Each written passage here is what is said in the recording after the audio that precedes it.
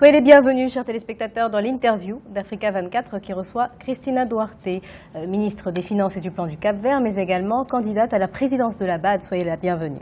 Merci beaucoup, c'est un honneur.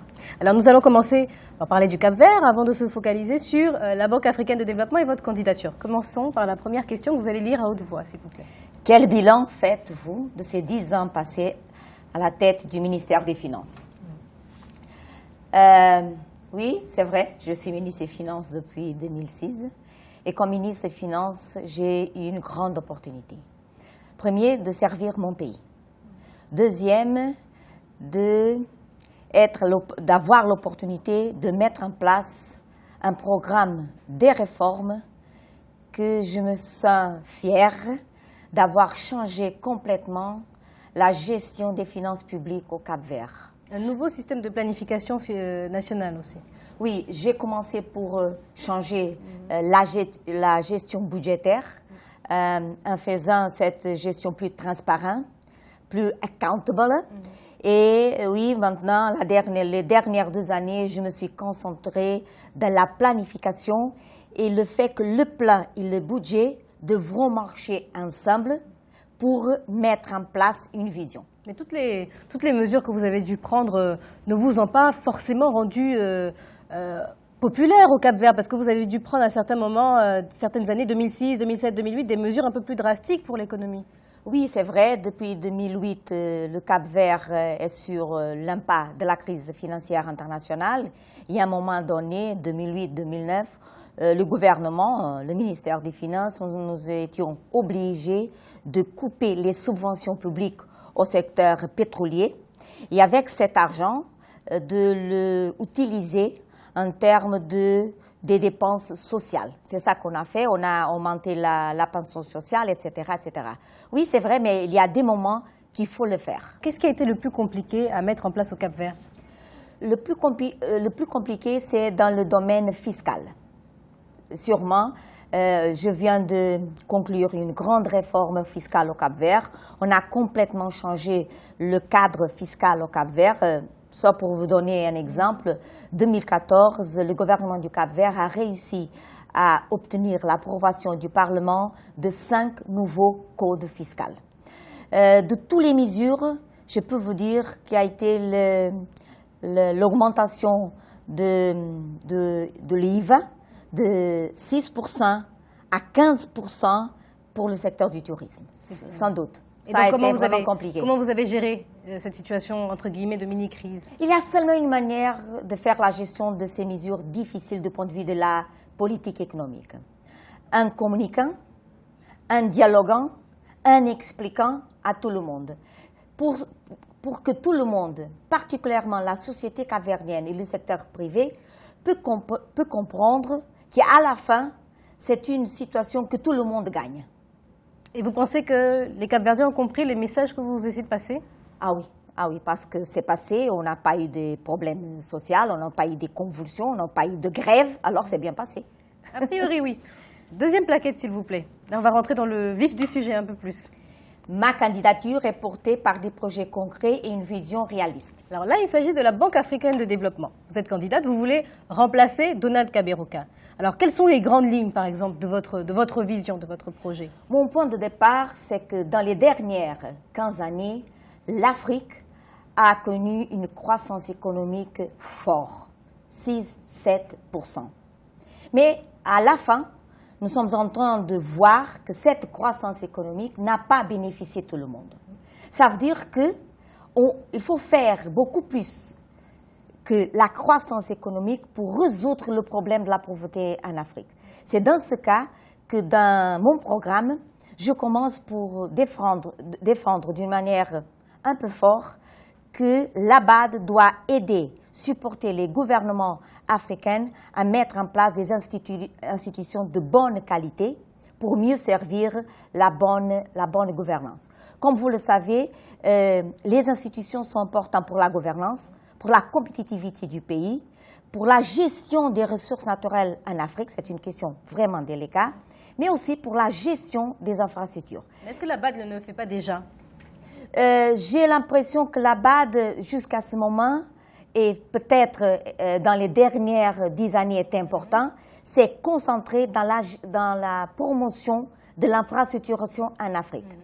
Mais quand tu mets en place une route, il faut qu'en même temps, créer l'institution pour faire la gestion de la route. Sinon, dans 5 années ou dans 10 années, la route ne va pas servir ma fille.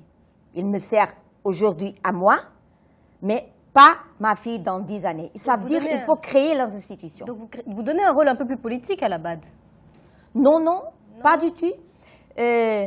Comme vous le savez, la BAD est devenue l'institution financière peut-être plus importante en Afrique en termes de financement des infrastructures. Ça veut dire que le risque financier du portefeuille de la BAD s'est concentré dans les infrastructures africaines. Alors, une manière de faire une bonne gestion de ce risque, ça veut dire de ce risque du portefeuille BAD, ça veut dire que la BAD doit travailler les institutions pour garantir que ces infrastructures sont bien gérées. C'est une question de gestion de risque. Donc pour mettre en place ce programme, vous avez, pour suivre cette candidature, vous avez le soutien du président capverdien, de l'ancien président Pedro Pires également, d'une certaine partie de la classe politique. Ça vous aide? Ça aide? Oui, ma candidature, c'est une candidature nationale. Ce n'est pas une candidature seulement du gouvernement du Cap-Vert, du parti politique qui supporte le gouvernement du Cap-Vert, ça veut dire mon parti politique, mais c'est aussi du président de la République, mais aussi de l'opposition au Cap-Vert. Comme vous le savez, l'opposition supporte cette candidature capverdienne. Et en dehors du Cap-Vert, justement, au-delà des frontières du Cap-Vert, quel soutien avez-vous? Vous avez fait une tournée, hein, vous êtes arrêté dans plusieurs pays d'Afrique de l'Ouest, notamment, pour expliquer ce que vous comptez mettre en place. Alors, qui vous soutient? Ce que je peux vous dire à ce moment, c'est que mon programme, mes idées, le projet et la vision pour l'organisation et aussi pour l'Afrique est en train de mobiliser beaucoup de personnes. Je ne sais pas si toute cette mobilisation va être, transformée en termes de vote. Mais ce que je peux vous assurer maintenant, c'est que mon programme est en train de mobiliser beaucoup de personnes. Mais vous ne voulez pas les citer, vous ne voulez pas les dire? Non, vous pas gardez encore. Ce secret pour l'instant? Non, c'est une question de tactique de campagne. Ah, bon, en parlant de tactique de campagne, vous savez que pour les votes, il y a 60% d'Africains et à peu près 40% de non-Africains. Oui, bien sûr. Donc l'opération séduction, vous la faites aussi là-bas, dans ces autres pays-là? Essentiellement, c'est une institution financière africaine. Le président doit être... dans ce cas, la présidente doit être africaine et je compte recevoir les appuis des pays africains, ça sans doute. Il paraît que la France vous soutient, c'est vrai? Je ne sais pas encore. Vous ne savez pas? Non. Vous dites que le Cap-Vert peut garantir l'équidistance de la BAD indépendamment des différents blocs, justement, sur le continent africain. Mais le fait que, justement, le Cap-Vert n'appartienne pas à un bloc, est-ce que ce n'est pas un handicap pour vous dans cette campagne? Au contraire. Non? Au contraire. C'est la première fois qu'il y a une candidature à cette position de président de la BAD d'un pays petit, d'un pays insulaire, d'un pays lusophone, et par rapport à une femme. Beaucoup d'innovation dans cette candidature. Je pense que le fait que le Cap-Vert c'est un pays petit, c'est exactement ce pays petit, avec une certaine crédibilité internationale, que c'est dans une position de garantir l'équidistance par rapport au bloc traditionnel. Alors, sans doute. C'est un avantage. Oui, vous le disiez aussi, vous êtes une femme. On l'a remarqué, effectivement. Est-ce que vous jouez oui. Est-ce que vous jouez un peu sur ça pour mettre en avant la différence qu'apporte votre candidature? Non.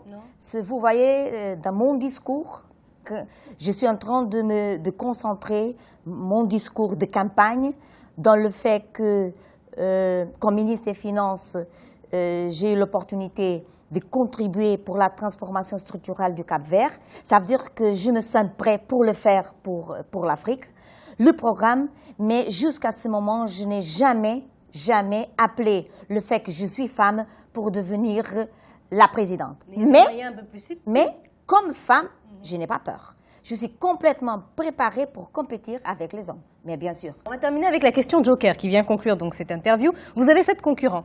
7 concurrents de taille. Est-ce que vous en redoutez certains? Non, je pense que tous les candidats ont des avantages et des désavantages, ça c'est normal. Je pense que chaque candidat est en train de mettre en place sa stratégie. Comme le Cap-Vert, c'est un pays qui ne peut pas, comme on dit, utiliser beaucoup les compromis politiques, parce qu'en petit pays, on n'a jamais été considéré un pays important dans la géopolitique africaine. Ça veut dire qu'on n'a pas de compromis politiques à utiliser dans cette campagne. Ce qu'on fait, c'est exactement le programme, le débat et utiliser la communication sociale pour diffuser ces idées. Les autres pays qui appartiennent les autres candidats qui appartiennent à des pays oui, ont des compromis politiques, sont en train d'utiliser ces compromis politiques. À la fin, on va voir de quel côté la raison tombe. Mais justement, il y a des candidats comme le Tchadien Kordje Bedoumra ou le Tunisien Jalloul Ayed. Est-ce que vous étudiez quand même un peu leur stratégie? Est-ce que vous la surveillez quand vous êtes en train de mettre en place la vôtre? Pas moi-même. Est-ce qu'entre candidats, on se surveille pour voir ce que dit l'autre et ce que fait l'autre? Personnellement, non, parce que oui, je suis candidate, mais je suis ministre des Finances et du Plan. J'ai des responsabilités et je n'ai pas du temps. Mais j'ai un directeur de campagne très efficace et que j'espère qu'il est en train de faire ça.